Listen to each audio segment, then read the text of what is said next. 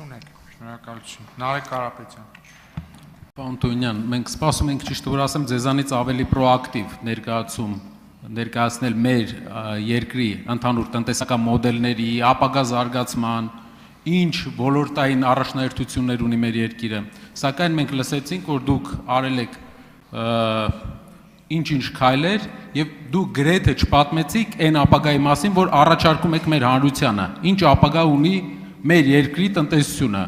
Ուշադրություն դարձնենք, որ մենք գտնվում ենք տնտեսական բարձր ցիկլում, այսինքն պղինձը պատմականորեն ամենաթանկ գնի վրա է, պատմականորեն ամենաթանկ։ Կա ռուս-ուկրաինական պատերազմ, որի արդյունքում միլիարդներ են հոսում Հայաստան։ Բայց միևնույն ժամանակ անգամ այսքան հավելյալ շահույթի դեպքում մեր երկիրը շարունակում է ավելացնել պետական պարտքը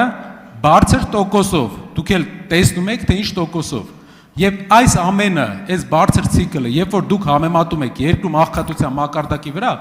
մի քանի օր առաջ դուք ասացիք, դուք չգիտեք ինչքան է Վրաստանի աղքատության մակարդակը։ Վրաստանի։ Այո, 3 օր առաջ։ Ինչքան է Վրաստանի աղքատության մակարդակը, ինչքան է իջել Վրաստանում աղքատությունը 18 թվականից մինչև վերջի ստուգված տարին։ Եվ ինչքան է իջել Հայաստանը, խնդրում եմ պատասխանել։ Պարոն Կարապետյան, եկեք սկզբից սկսեմ։ Նախ մենք քննարկում ենք հանձնաժողովի նախագահի ֆունկցիան, այսինքն այստեղ տնտեսական քաղաքականություն մշակող մարմնի ներկայացուցիչի սա քննարկվի կառավարության ծրագիրը, վարչապետը ներկա կլինի, նախարարները ձեր հարցերը կտակ, բայց մի կարևոր բան, մեր անցած տարիների արդյունքների մասին եւ մեր ծրագրերի մասին մենք ձեզ չենք ներկայացել, մենք ներկայացել ենք այդ ամեն ինչը մեր ընտրողներին, եւ մեր ընտրողները մեզ ձայն են տվել ու մանդատ, որպեսզի այդ ամեն ինչը շարունակենք։ Իհարկե գայթակղությունը մեծ է, որ ես հիմա սկսեմ ձեր ծրագրի մասին խոսել, թե ինչպես եք 300,000 աշխատատեղ ստեղծելու, ինչպես եք օրինակ մի կողմից հարկային վարչարությունը թույլատնելու, մյուս կողմից ուժեղացնելու, ու սենց բազմաթիվ հարցեր կարող եմ տալ, բայց ես ուզում եմ մենք մնանք օրակարգի սահմանին, որովհետև եթե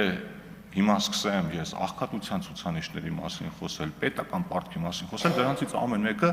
1 ժամ քննարկելու առարկա է։ Ես ասացի, որ վերջին ցուցանիշներով Հայաստանի Հանրապետությունում աղքատությունը կազմել է 21.7%։ Իդեպ պարոն Ֆարմանյան, որ երեք ասում էիք, տենց լավ չի 54,000 դրամ աղքատության գիծը դարձրեք 27,000 դրամ, այդ մենք չենք դարձնում։ Պետք է միջազգային մեթոդաբանություն, աղքատության գծերի հաշվարկման եւ դա է հիմք վերցնում, որը պարբերաբար թարմացվում է։ Բայց կարող եմ ասել, որ օրինակ ջինի գործակիցը բավականին բարելավել է, այսինքն աղքատների եւ հարուստների միջև տարբերությունը էապես նվազել է։ Եվ քանի որ ժամանակ ունեմ, պարոն Կարապետյան, ես էլ ձեզ մի հարց տամ, էլի դուք ձեր հարցը, որտեղ ուրիշ տարբերակ չկա ձեզ հարց տալու, օրինակ ձեր խմբակցության, Հայաստան Դաշինքի խմբակցության падգամավորները այս հայկական ապրանքների սահմանափակումների համար մեղադրում են մեզ, ասում են ձեր քայլերը, սա քաղաքական որոշում է։ Ես երեք կարդում եմ Ռուսաստանի Դաշնության գյուղատնտեսության նախարարությունը ներկայացրել է Հայաստանից գյուղատնտեսական արտադրանքի ներմուծման սահմանափակումները վերացնելու պայմանները։ Նշված է, որ գյուղատնտեսական արտադրանքի անվտանգության ապահովումը, ներառյալ արտադրողների կողմից սեփական հումքի օգտագործումը, թունաքիմիկատների նկատմամբ վերահսկողությունը եւ մյուս պահանջների պարտադիր պահանջների պահպանումը ներկայումս սահմանափակումների տակ գտնվող ապրանքների ներմուծումը վերականգնելու կարևորագույն պայմանն է։ Հիմա ուզում եմ հասկանամ, այս մարդիկ սուտ են ասում, թե ճիշտ են ասում։ Այսինքն փակելու պատճառը այս խնդիրներն են, թե այնա, որ Հայաստանի Հանրապետությունում անցած տարի Եվրամիության կամ եվրոինտեգրման վերաբերյալ ինչ-որ օրենք ընդունվել կամ անդամակցության վերաբերյալ ինչ-որ խոսակցություններ կան։ Հիմա այս հաղորդագրությունը ես կարդում եմ, ուզում եմ ձեր մեկնաբանությունը լսեմ սրա վերաբերյալ։ Շնորհակալություն։ Արձագանք։ Ես կպատասխանեմ ձեր հարցին, բայց կխնդրեմ դուք էլ պատասխանեք վերջում այն իմ կարևոր ասած հարցին, որ մեր հայրենակիցները համեմատեն երկու երկրների տնտեսական քաղաքականությունը։ Այդ ինչ պաշտոնական ներկայացրել է Ռուսաստանի Դաշնությունը, մենք համարում ենք, որ դա ուղղակի քաղաքական պատրվակ է, իսկ հիմնական նպատակը, այսինքն տեխնիկական պատրվակ է, իսկ հիմնական նպատակը քաղաքական է, պարոն Թունյան։ Իսկ երկրորդ հարցը, այո,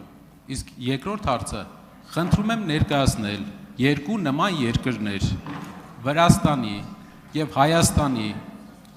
աղքատության մակարդակների տարբերությունը վերջի տարիներին ձեր կառավարման ժամանակ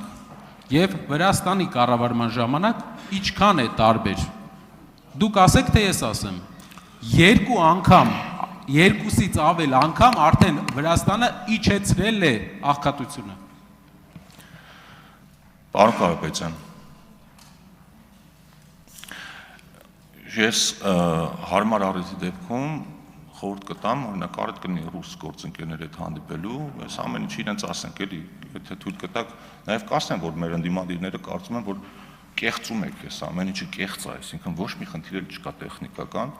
պատրվակ է ուղղակի օգտագործում եք Հայաստանի դեմ։ Պարզ է, ամեն ինչը բոլորը գիտեն, բայց եկեք հասկանանք, որովհետև որոշ դեպքերում ձեր համար Ռուսաստանի որևէ գերատեսչության, օգնականի, վարորդի խոսքերը ավելի հիմնավոր են, քան Հայաստանի կառավարության։ Ինչ վերաբերում է աղքատության մակարդակին, ես Վրաստանի աղքատության մակարդակը չեմ նայել, բայց Ժորժ ջան չեմ բանանում։ Լռություն։